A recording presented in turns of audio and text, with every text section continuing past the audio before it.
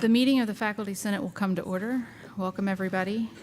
We are currently having some technical difficulties with our connection to WVU Tech in Beckley, which is the only campus that we're connected to today. We believe they can hear us, but we can't hear them right now. So we'll get their attendance when they're back online. We do have a quorum for today. The minutes from the previous meeting were distributed as an annex to your agenda. Are there any corrections to the May minutes? Okay, hearing none, the minutes are approved as written. First, we'll have our report from President Key.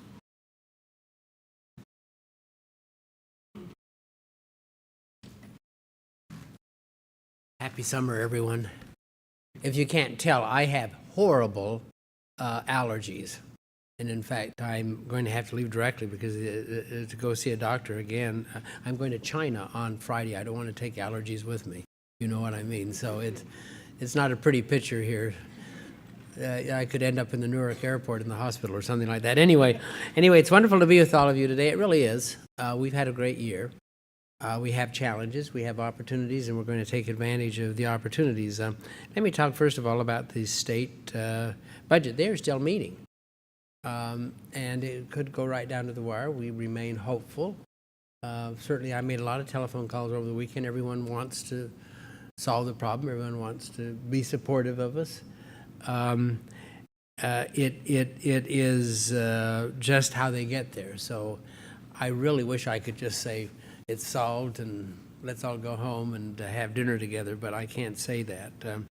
But nonetheless, I do appreciate the fact that we have tremendous voices of support for the university, for its future, and we have a lot of goodwill, and I really value that. I want to talk about one thing that I think we really haven't had a chance to discuss in this body, but we have a project that we call West Virginia Forward, and this is a project that we really initiated about a year and a half ago. And the project is a fairly simple one, and that is the fact that we believe that the university and all of you are the generator of ideas and the creator of jobs and opportunity. And I'll answer it later. It's the governor calling me saying, no budget. No, just kidding you. But that's all right. You're a good guy anyway. I know you for that purpose. And so what we decided to do was to have the university act as an umbrella organization. So we have worked very hard to develop a strategy whereby the university will create a series of options for the state in terms of its future. We were able to hire McKinsey, probably the greatest consulting firm in the nation, if not the world. They have been working very hard. They gave us their A-team. We raised the money. They gave us a significant haircut, which they never do.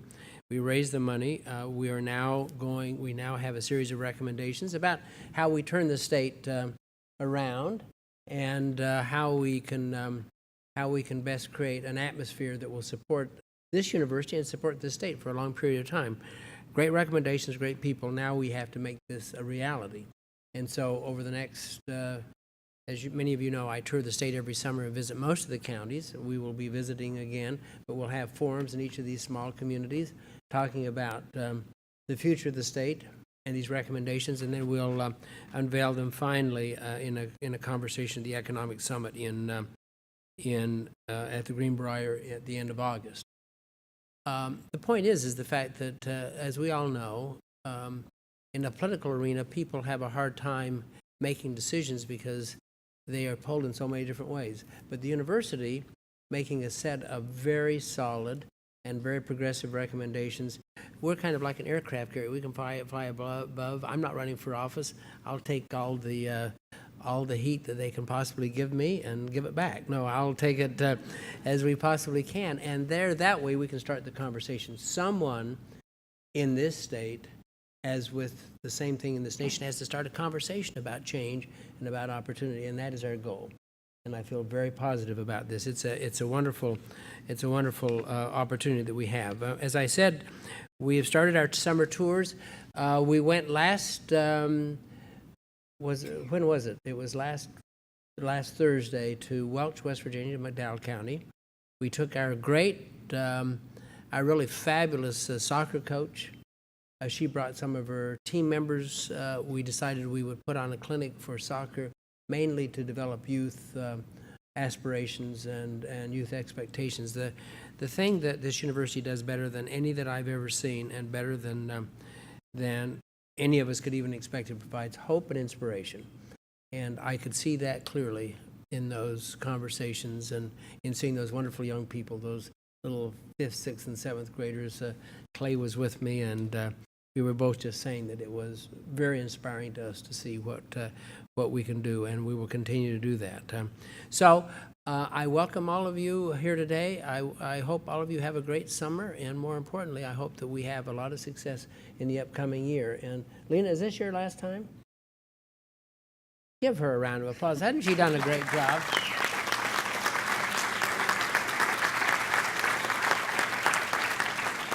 She really has. She's just been a solidly centered person, and for that we're very grateful, Lena. And I personally am grateful for our friendship. So are there any questions I can answer for any of you? Seeing none? Oh, yay, come on.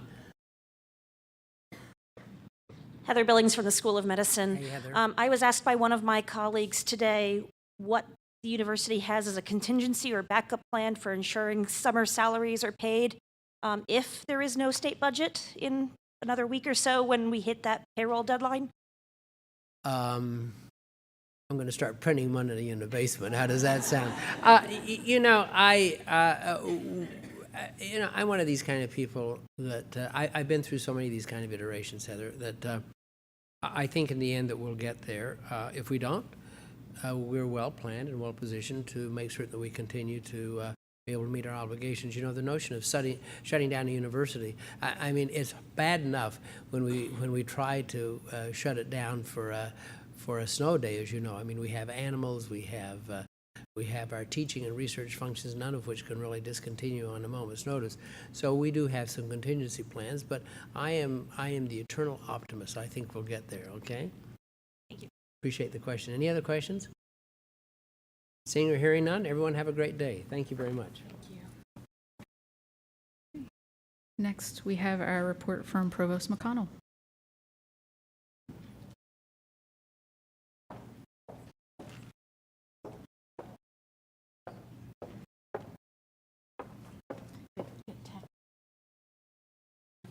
Okay. Good afternoon, everyone.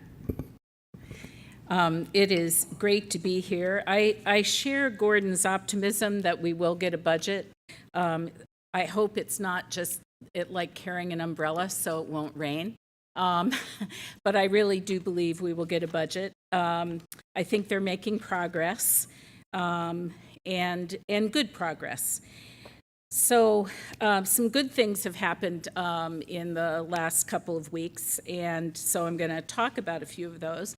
Your head might be spinning a little bit from all of the new faces old faces that are moving into new positions, or well-known faces moving into new positions. You probably heard, and this person will be coming to us from the outside, but you probably heard about Barbara Dawson being appointed our new CIO, and she is truly fabulous. I think you'll really enjoy working with her. She's got terrific experience, great strategic vision, and also great interpersonal skills, which, of course, we always joke on the tech side and always take for granted that our IT people may not have the best interpersonal skills, but she does. So that's a wonderful thing. Paul Kreider was appointed Associate Provost for Undergraduate Education. I think Paul's here. Or there he is. Okay.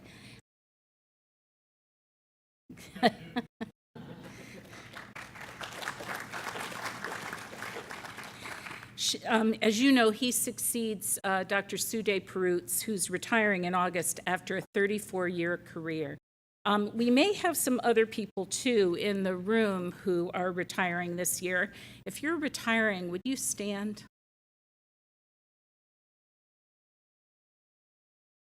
Congratulations. We all want to go with you. No, I'm teasing. But one of the things that you probably know about Sue is that she has been truly extraordinary this year. When the crazy provost decided to move all academic functions out of student life into the Associate Dean for Undergraduate Education's office, she was able to do it in about 6 months, and it was truly extraordinary. And not only just move it, but now she has it up and functioning at a very high level and contributing to all of the efforts we're trying to do in undergrad. So that's been wonderful, and Paul will have the vision and the ability to continue that. And he's already been incredibly busy emailing and texting. And so thank you, Paul, for that. It keeps me on my toes. Dr. Keith Jackson is going to be the interim dean at the College of Creative Arts. Those of you who know Keith Jackson know that he comes from music, and he's just going to be a terrific leader for the College of Creative Arts. Some of you may have also seen that John Cawthorn is leaving us for Wayne State in Detroit, which is a wonderful, wonderful opportunity for him. He's done a wonderful job while he's been here. We will really miss him. He's created some wonderful programs. But at Wayne State, he has the opportunity to not only be the Dean of Libraries, but also to be the Dean of a College of Library Science, which is something that he has wanted forever, to be able to influence new librarians. So we're very excited for him, very sorry for our loss, but we always want those people who we care about to do well. So I know you all join me in wishing him the best. One very exciting thing in terms of minors, and I know we're launching minors pretty regularly, but I wanted to bring this one to your attention because this represents some really excellent interdisciplinary and cross-campus work, and that is the new minor in medical humanities and health studies. It's a very, very exciting minor. It teaches the social and cultural contexts of health, illness, and medicine. Demonstrates how the perspectives of the humanities and social sciences can help future healthcare providers, participants, patients think of health and medicine as more than just science. And I believe that this represents some of the very best work we do across campus. And Clay, I want to thank you. That's just a wonderful opportunity, I think, for us on the humanities side and for you on the health side, and to bring that kind of thoughtfulness to the care that we're able to provide. So I'm very excited about that. Some of the courses will be things like health communication, literature of the human body, which I want to take, public policy of aging, healthcare ethics, and society and health. Lynn, are you participating in that as well? The last class is yours, okay.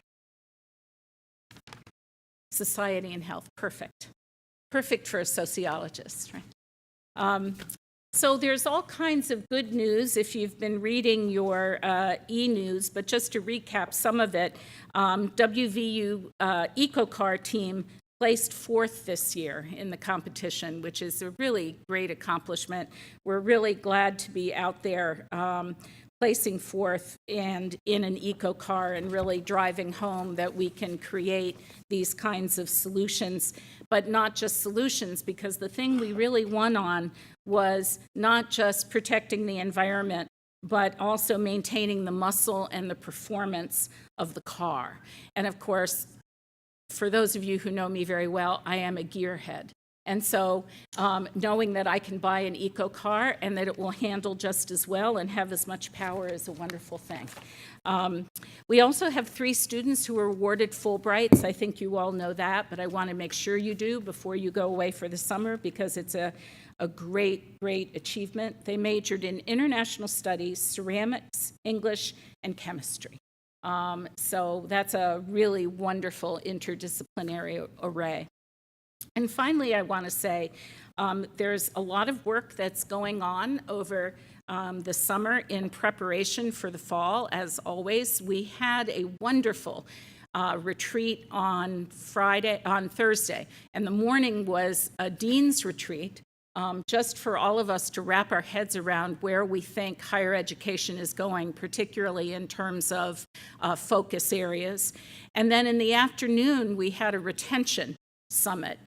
We had people come in from the Educational Advisory Board, and we had representatives from every college, including all of them in health sciences, to come up with retention plans. And I want to bring this to your attention because of the power of it.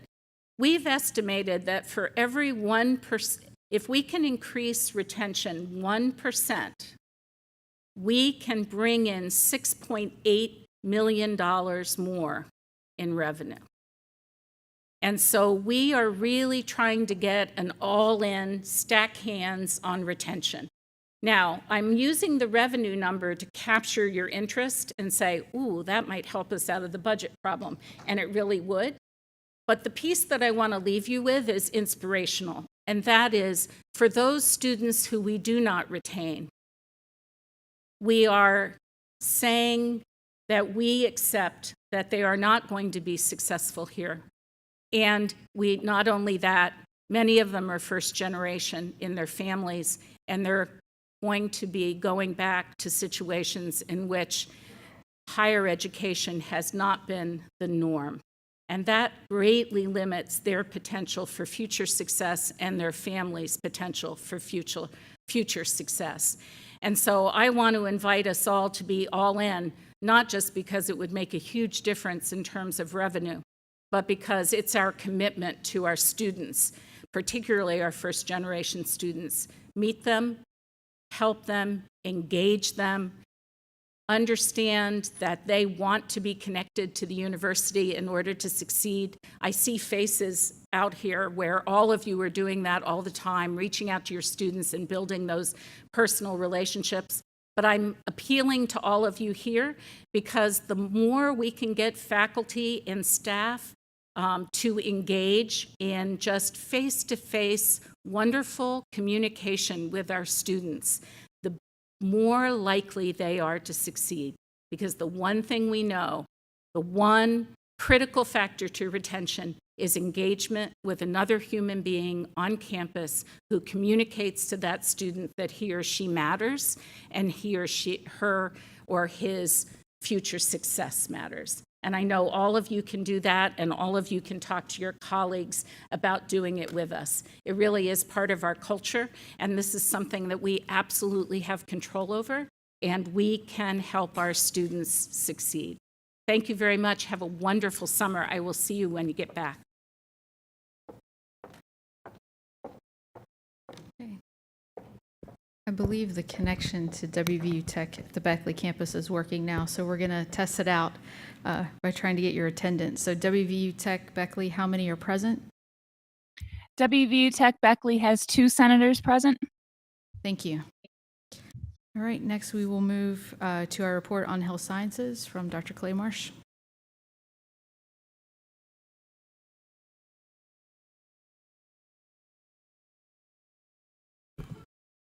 Well, thank you. It's nice to be here. I will try to keep my comments brief, but I want to talk to you guys about health because, you know, the Affordable Care Act is out there and people are wondering what we can do to save money and improve outcomes. And I would argue the only way we can do that is have a healthier population. And we want a healthier population here as well as in our state and beyond. And I'm going to pick up on a thread that Joyce talked about.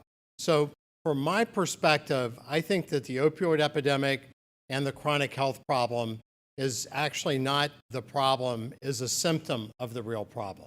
And when we start to ask the question, so if that's true, what is the real problem? I'm going to lean back at 2 Nobel laureates. And the first one is Angus Deaton, who's at Princeton. Ann Case and Angus Deaton from Princeton, husband and wife, or wife and husband team, reported that using economic data that there's a mortality rate in 50-plus-year-old white people that are less educated that is rising at a rate unprecedented since the peak of the AIDS epidemic. And people are dying of overdose, addiction, and chronic liver disease, so problems related to addiction. And as they've deep dove into that problem more, they say that people are really dying of hopelessness and despair.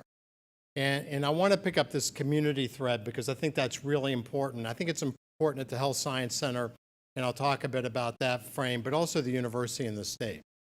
So Gordon said that we visited Welch, West Virginia this last week. And we went to Welch, and Welch to me is like the picture in those successories that you've seen on the airplanes, where you have the barren slope that's straight up and you see the tree growing out the side of the mountain. And I think that the people in Welch are amazing people doing amazing work.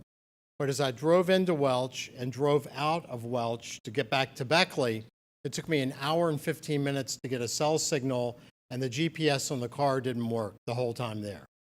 So Welch is isolated. When you ask the author Sam Quinones, who wrote Dreamland, this great book about the black tar heroin epidemic meeting the pill mill economy, of why do we have an opioid problem in this country, he said the problem is isolation, is the breakdown in communities. And when you start to think about health as a reflection to me of having a lower biological age, your real age, than chronological age, your birthday age, and look at the things that make the most difference in longevity and health, being younger biologically than chronologically, you find there's really 5 things. First thing is smoking. So cigarette smoking actually ages you. It activates an aging gene called the Werner's gene, and that's a precocious aging problem, so don't smoke. Number 2 is, I believe, sugar and obesity. Obesity and sugar activate the insulin receptor, turning off a critical cellular pathway called autophagy. And in animals, if you activate autophagy genetically, they live longer. And the only thing you can do between species to live longer is calorie deprivation. So eat less, particularly less sugar. The other 3 things are quite human.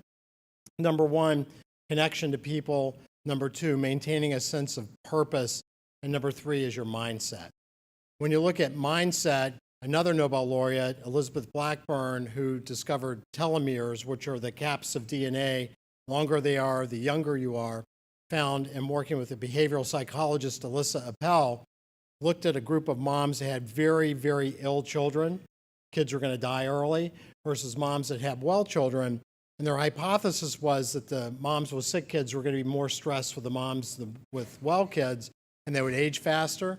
What they found was that irrespective of which group you're in as a mom, if you felt stressed chronically, you age faster than the people that didn't. So it wasn't the stress you were under, it was how you perceived it. And so I think that what we need to do at our institution, and what I know Joyce and Gordon are trying to do here, as well as I'm trying to do and our team at the Health Sciences, is start to create community. And so as you start to think about, how people feel about their jobs in medicine, it's interesting that the fastest growing group committing suicide in medicine is over 50-year-old doctors. And that's pretty staggering when you think of it. And I think what it says is that the business of what we do has superseded the purpose of what we do to the level that people are disenchanted with the job. And so to me, the purpose of medicine is to prevent failure, help people live long and great lives. The business of medicine is rescue from failure, do more stuff to sick people. The business of education, to me, is selectivity of the institution, rankings, lists, etc. The purpose of education is to inspire people to learn. The business of research is grants and papers and rankings. The purpose of research is to solve important problems that affect people's lives.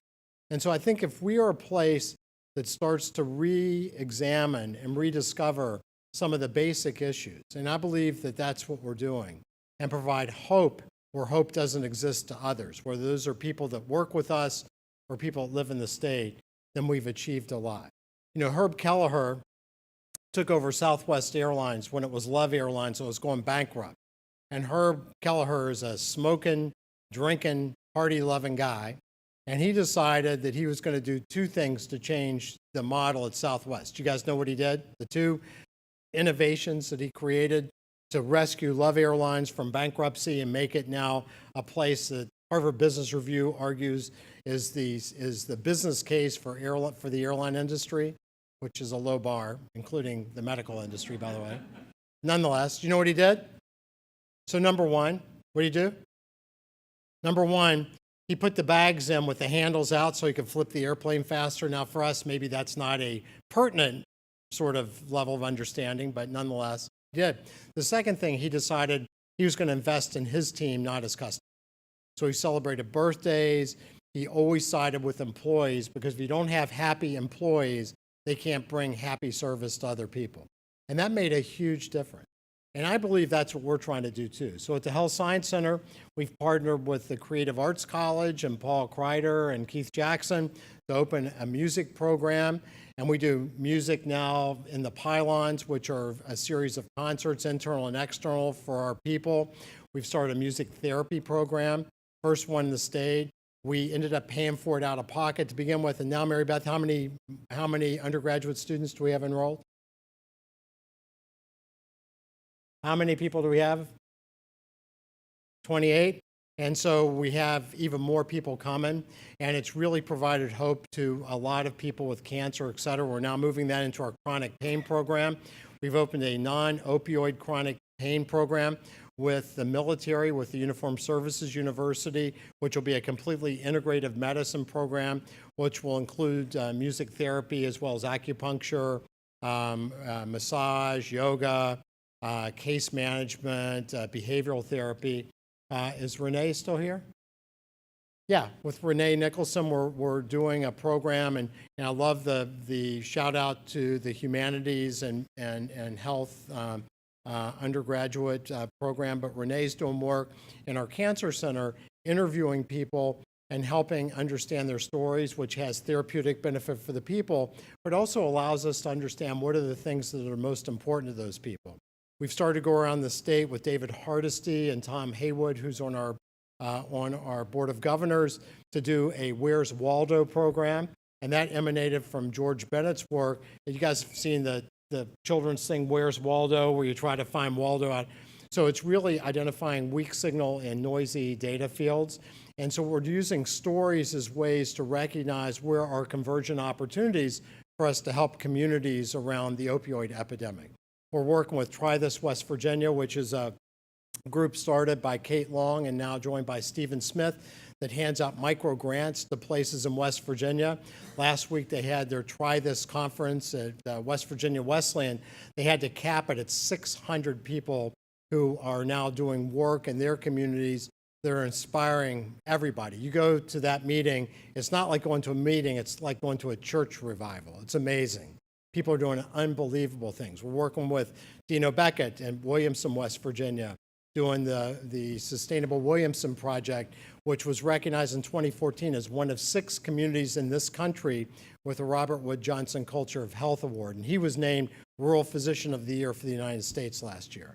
So there's amazing things. Brandon Dennison, Coalfield Development Corporation, using both work and agriculture, artisan furniture making, and solar energy, along with community college and leadership training to help out-of-work coal miners recover. And now we're adding this as an in-frame to our inpatient and residential opioid recovery program so that people have something to do afterward. There's so many people doing so many great things. And I have to say, for me, coming back to West Virginia a couple years ago, now 2.5 years ago, I am inspired every day by the work that goes on here. And I believe that we're a university that is purely focusing on our purpose. And I think that what you guys represent and what you guys need to help us with is making sure that we are creating the environment that you can thrive under. Because you guys know well, so that Dan Pink, who's an author, wrote a book called Drive, which is what motivates people, that if you pay people more every time they do something well in a cognitive job, they do their job less well. You need to pay people fairly, even better than fairly for our best people, but people in cognitive work for autonomy, mastery, and purpose. And I asked George Bennett, who helped co-found Bain Consulting. I was with him a couple weeks ago for a few days. I said, name to me the organization, the business that has subscribed to their purpose model to drive their business over the last 20 years consistently, and he could not name such a business. So it's maybe ironic that the disruptive approach that I believe that we're taking is we're doubling down on our purpose. Remember NASA, a great company, was putting the first man on the moon, did that, and then became the O-ring place where they sent the astronauts, 7 astronauts, including the only teacher, Krista McAuliffe, volunteer, up on the rocket ship on a cold January morning, even though their engineers said, don't do it because we're afraid the O-ring will fail in this cold temperature, because they were worried about losing their defense contract funding if they delayed another flight. So once you start losing track of your purpose, bad things happen. And I think that it's really inspiring to me, whether it's in Welch, West Virginia, or whether it's standing in this room with you guys, or being at the Health Science Center, or working with some of our great partners around the state, that people are committed to a great purpose. And that purpose is a better West Virginia, is a better place for our families to live, for our children to live, for our grandchildren to live. And eventually we want to be the beacon that lights the way for everybody else, because there's nobody else who can do that, that has enough challenges to make any idea worth considering, and has the kind of committed and talented faculty and partnership around the state, including the government, that can make great things happen. So I am very, very happy to be here. We are committed, by the way, that if you or your family have health problems, get a hold of us. We will make sure that you're seen by the right people and that you'll be seen quickly and well. And eventually, we are very excited to join you in trying to promote real health to this state, because ultimately that's what we all want. And if our purpose is to be a great place, then we should lead by helping people live great lives. So thank you, and I don't know if there's any questions or if there's any time. Does anybody have any questions? Well, thank you, and it's great to be here with you.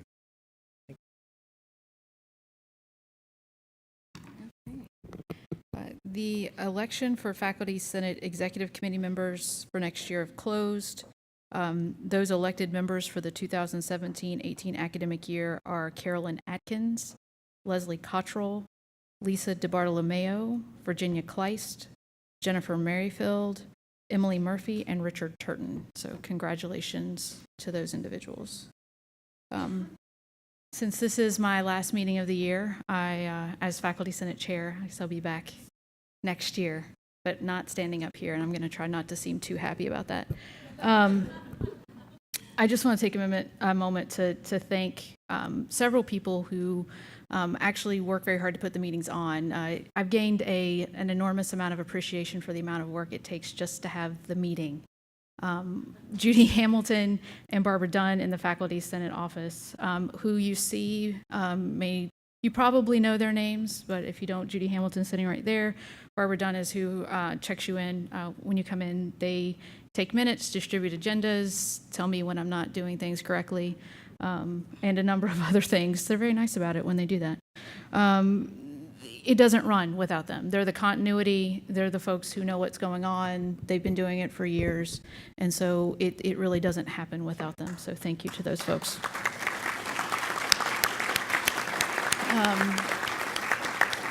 I'd also like to thank our parliamentarians, Chad Proudfoot and Matt Titolo. They provide us with their services for the executive committee meetings and for this meeting, and they help make sure that we're doing everything appropriately, and appreciate that very much. She did everything. And as you probably know, Chad Proudfoot is now our faculty secretary. So over the past year, he and Alan Stolzenberg have provided those services. Again, the faculty secretary is a point of continuity. They know the history of what has happened or how many times certain things have come up. And so having all those folks really helps. And finally, I would like to thank the folks from Teaching and Learning Commons who show up very early in the morning on Faculty Senate Day to make sure that there are cameras and microphones and that we're all connected. So that is Julie Black, Eva Buckman, and Ryan Pratt. So thank you to everybody. All right, well, next we have our Curriculum Committee report with Karen Haynes.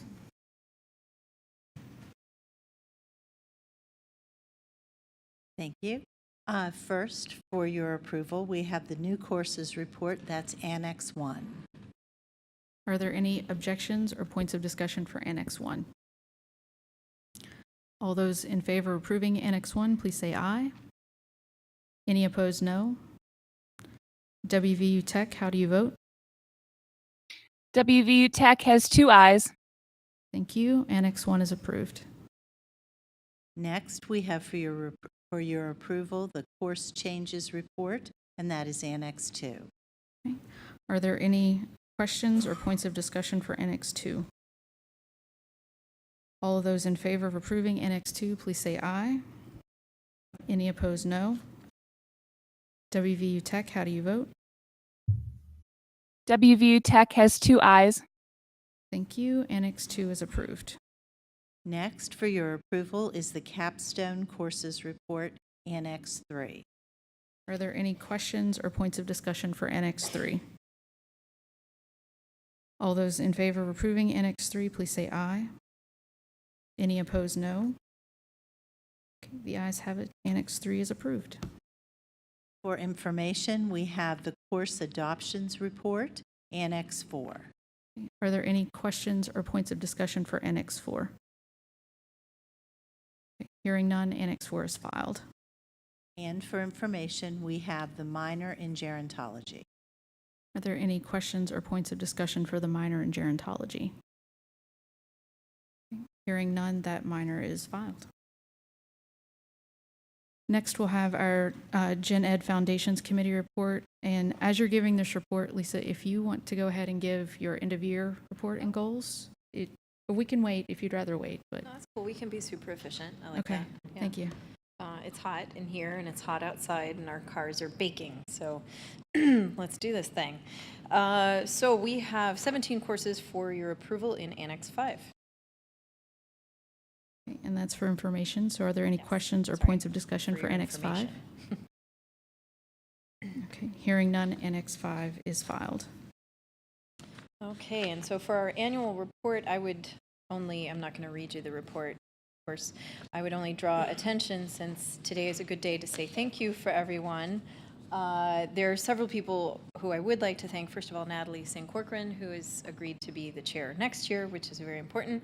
But especially Judy Hamilton for always being there for the committee, for facilitating everything, for making sure it runs, for generating these reports, everything she does. Lou Slimak has been a fantastic, Lou, where are you? There you are. Has been a fantastic addition, and we're very happy to have had his guidance and his advice and his occasional leadership when it comes to assessment and ways to improve our system. So that's been fantastic. And of course, Tracy Beckley and everyone in TLC is just fantastic and deserve raises. I said that out loud. And finally, MA, I would be remiss not to thank you for sending us Sean, and now Misty for helping us out so much. We constantly pester Sean, and he is always pleasant and cheerful.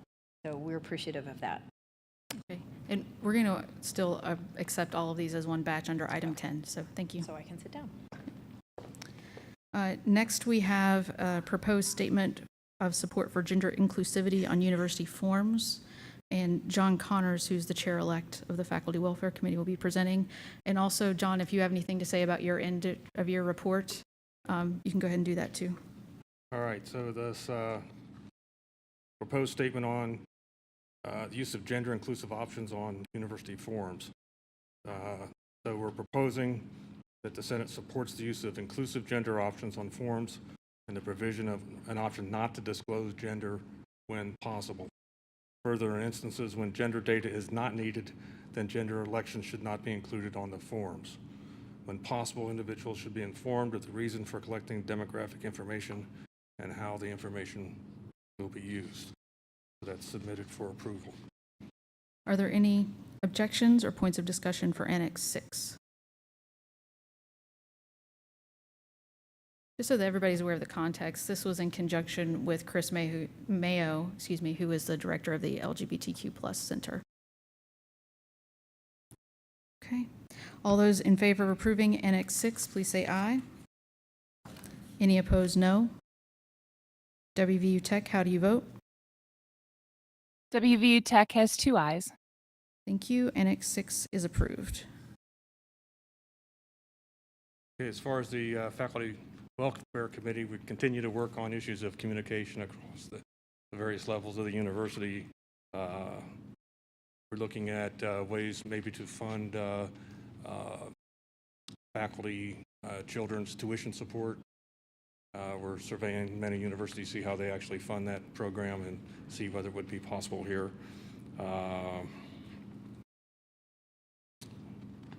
Those are the major issues we're still addressing. Okay. Thank you.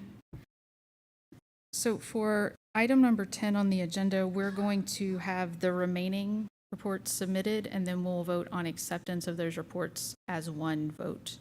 Art Jacknowitz is not available, and I don't believe his chair-elect was either for the Committee of Retired Faculty report, but that is Annex 8, and so there will be no verbal presentation on that, but that is still in the batch for acceptance.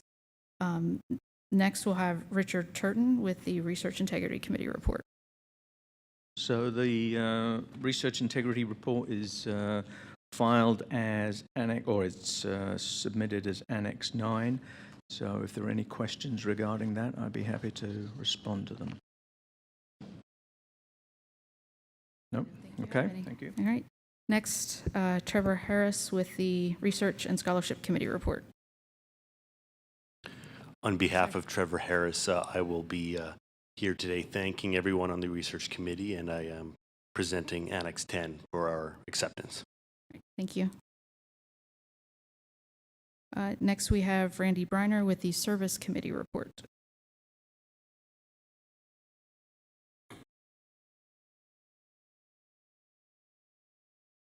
Service Committee and goals are Annex 11. The only thing I would say to add to that report is this is the first year since the last several years that we have not had enough grants to actually give all the money out. So I would encourage the faculty senators to encourage their colleagues to submit competitive grants. Thank you. Next, we have Evan Witters with the Teaching and Assessment Committee report.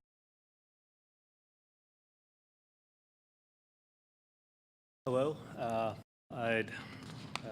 Annex 12, I believe, is the Teaching and Assessment Committee report for this year. If you have any questions, I'd be happy to answer them. Otherwise, I just want to thank the committee members, Lou Sonic, who was very helpful, and also ITS for helping us with the data systems. Are there any questions? Great, thank you. Next, we have Chad Proudfoot with the Student Rights and Responsibilities Committee report.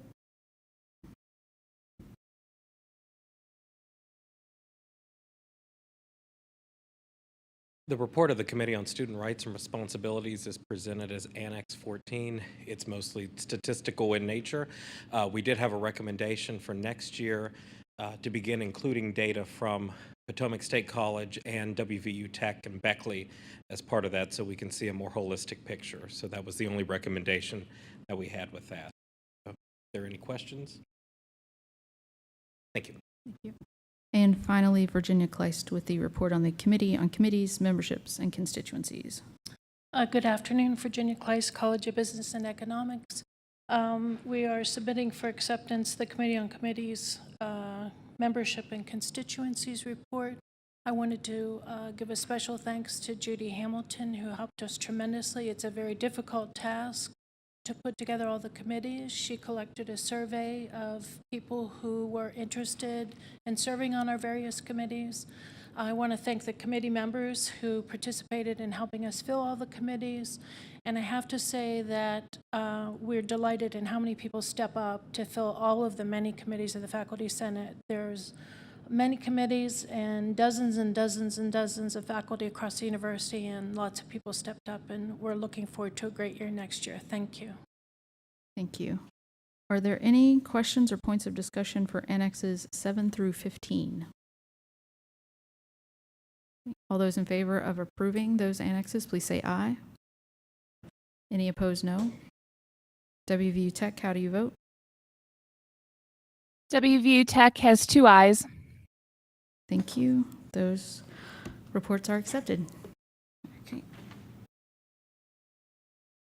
believe we aren't going to have an ACF report today because I don't believe that Roy isn't here. So I think we're going to move to the Board of Governors report given by Richard Turton this afternoon. So I guess Stan, who normally gives these, couldn't be here, so I'm going to give the report for Board of Governors. We met, Board of Governors met on May 26th. The whole of the meeting was in executive session, and even though the press was waiting outside for the end of the meeting, we basically had no statement about the university budget because we were waiting still on the state budget to sort of to give us some guidance. So that's really the report from me. The Board of Governors will meet again this Friday. Again, I'm sure the university budget will be a topic of considerable importance. Whether anything will come of that will, I guess, depend on, again, our deliberations and also the state of the Senate, state of the state budget. So we'll keep you updated as much as we can. So if there are any questions, I'll be happy to answer them at this time. Thank you. We do have one item that I'm aware of for new business. So at this time, I would like to recognize Mark Brzaitis to address the Faculty Senate. Thank you. I'm Mark Brzaitis, English Department, Eberly College, former faculty senator. It's great to be back. A little background on a statement I'm seeking support of today. So more than 292 U.S. cities, including New York, Los Angeles, and Pittsburgh, but also college towns such as Ann Arbor, Austin, Texas, and Chapel Hill, representing 60 million people, have agreed to adopt and support the goals of the Paris Climate Agreement. As an aside, 180 U.S. universities and colleges, including Penn State, Michigan State, and the University of Maryland, have agreed to do the same, which is something our provost and president will be discussing in the future. So Morgantown's Green Team, which is an advisory board to the city of Morgantown, will next week be proposing that Morgantown as a city sign on to the Paris Climate Agreement. This means that the city, not its residents, although that would be encouraged, would strive to meet the specific goals in terms of greenhouse gas reductions in accordance with the Paris Climate Agreement. The Green Team is aiming for widespread community support, and we're a big community here at WVU and here in this room, and so I'm seeking your support for the following statement. Recognizing that a stable climate is in the best interests of our students, our university, our state, our country, and the world, and furthermore recognizing that international cooperation on an issue as complex and crucial as climate change is essential, the WVU Faculty Senate supports a resolution proposed by the Morgantown Green Team that would encourage the city of Morgantown to adopt and support the goals of the Paris Climate Agreement. Thank you. Lisa DiBartolomeo, Eberly College. I move that we accept and support this resolution. Okay. Is there a second?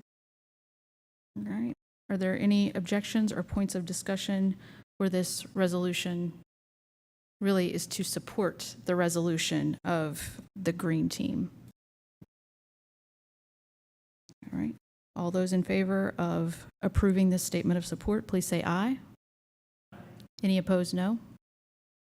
WVU Tech, how do you vote? WVU Tech has 2 ayes. Thank you. The statement of support is approved. Thank you. Thank you so much. All right. Well, at this time, I would like to invite incoming Faculty Senate Chair Matt Valenti to adjourn the meeting.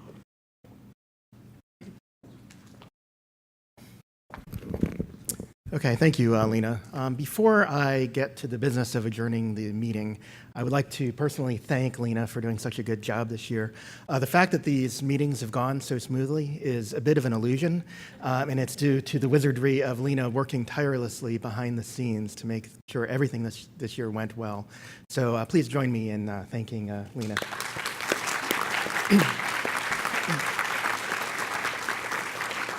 And for the business at hand, we have a couple different ways to adjourn, but I think I wouldn't want to let you leave without one more chance to vote on a motion. So could I have someone make a motion for adjournment?